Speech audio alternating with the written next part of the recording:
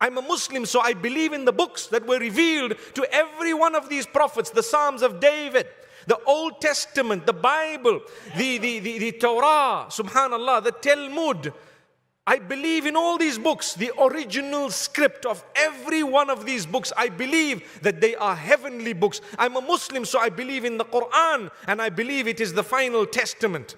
I'm a Muslim, so I will ensure that I derive from the goodness of everything that the Almighty has sent down. I'm a Muslim, so I believe in general that Allah subhanahu wa ta'ala has sent down all heavenly books.